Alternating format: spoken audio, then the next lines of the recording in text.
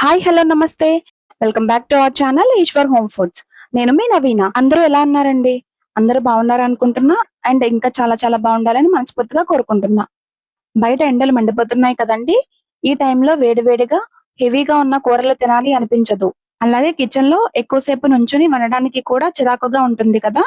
అందుకే ఈ రోజు మీకోసం అల్టిమేట్ సమ్మర్ రసం. అదే అండి, ఎందుకు బెస్ట్ చారు తీసుకొచ్చాను. ఇది చాలా ఈజీ అండ్ క్విక్ గా అయిపోతుంది. తిన్నాక కడుపుకి కూడా చాలా హాయిగా ప్రశాంతంగా ఉంటుంది. మరి ఎలా చేయాలో చూసేద్దామా. ముందుగా ఒక చిన్న నిమ్మకాయ సైజ్ అంత చింతపండు తీసుకుని వాటర్ వేసి పక్కన పెట్టుకుందాం.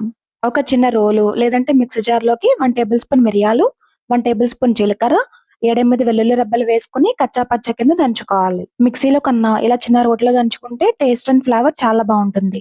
చూసారు కదా, ఈ కన్సిస్టెన్సీ వరకు దంచుకొని ఒక గిన్నెలోకి తీసుకుని పక్కన ఉంచుకుందాం. ఇప్పుడు బాగా ముగ్గిన 2 టమాటాలు తీసుకుని చిన్న చిన్న ముక్కల కింద కట్ చేసుకుని మిక్సీ జార్ లోకి యాడ్ చేసుకోవాలి. వాటిని కొంచెం బరకగా గ్రైండ్ చేసుకుందాం. చూసారు కదా, ఇలా ఈ విధంగా గ్రైండ్ చేసుకున్న టమాటా పేస్ట్ ని అడుగు మందంగా ఉన్న ఒక గిన్నెలోకి యాడ్ చేసుకోవాలి.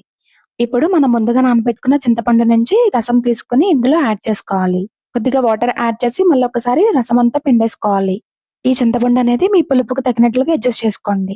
ఇప్పుడు రుచికి సరిపడినంత సాల్ట్ యాడ్ చేసుకోవాలి.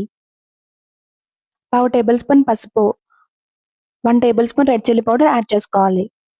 నేను ఇక్కడ 2 కప్పుల వాటర్ అయితే యాడ్ చేస్తున్నాను. మీకు ఈ రసం కన్సిస్టెన్సీని బట్టి వాటర్‌ని అడ్జస్ట్ చేసుకోండి. ఈ ఇంగ్రీడియెంట్స్ అన్ని యాడ్ చేసిన తర్వాత ఒకసారి గరిటెతో గాని, లేదంటే ఇలా హ్యాండ్‌తో గాని బాగా పిసుక్కుంటూ ఒకసారి బాగా కలిపేసుకోవాలి. చూసారు కదా, ఇలా ఈ విధంగా ఒకసారి బాగా కలిపేసుకొని స్టవ్ మీద పెట్టి మూత పెట్టుకొని ఒక పొంగొచ్చేంత వరకు ఉడికించుకోవాలి. చూసారు కదా ఫ్రెండ్స్, మన రసం అయితే బాయిల్ అవ్వడం స్టార్ట్ అయింది. మీరు చెప్తే నమ్మరు గానీ ఇలా బాయిల్ అవుతుంటే ఇల్లంతా మాత్రం ఆ టేస్ట్ అండ్ ఫ్లేవర్ చాలా బా వస్తుంది. ఒకసారి బాగా కలిపేసుకొని మనం ముందుగా దంచి పెట్టుకున్నాం కదా మిరియాలు, జీలకర్ర, వెల్లుల్లిపాయ పేస్ట్ ని యాడ్ చేసుకొని ఒకసారి బాగా మిక్స్ చేసుకోవాలి. ఇలా మీడియం ఫ్లేమ్ లో ఒక 10 మినిట్స్ పాటు బాయిల్ చేసుకుంటే మన టేస్టీ రసం అయితే రెడీ అయిపోయింది. చూసారు కదా, ఇక్కడైతే బాగా బాయిల్ అయిపోయింది. ఇప్పుడు దీనికి మనం తాలింపు వేసుకుందాం. తాలింపు కోసం స్టవ్ మీద ఒక పాన్ పెట్టుకుని హీట్ అయిన తర్వాత కొద్దిగా ఆయిల్ యాడ్ చేసుకోవాలి. ఆయిల్ బాగా హీట్ అయిన తర్వాత 1/2 టేబుల్ స్పూన్ జీలకర్ర, పావు టేబుల్ స్పూన్ మెంతులు, 1/2 టేబుల్ స్పూన్ ఆవాలు యాడ్ చేసుకుని ఒకసారి బాగా ఫ్రై చేసుకోవాలి. చూసారు కదా ఫ్రెండ్స్, ఇలా ఈ పోపు దినుసులన్నీ కొంచెం ఫ్రై అయిన తర్వాత ఒక ఎండుమిర్చిని చిన్న చిన్న ముక్కల కింద కట్ చేసుకుని యాడ్ చేసుకోవాలి. కొద్దిగా కరివేపాకు కూడా యాడ్ చేసుకుని ఒకసారి బాగా ఫ్రై చేసుకోవాలి. ఈ కరివేపాకు కూడా కొంచెం ఫ్రై అయిన తర్వాత ఒక పావు టేబుల్ స్పూన్ ఇంగువ యాడ్ చేసుకుని ఒకసారి బాగా ఫ్రై చేసుకోవాలి.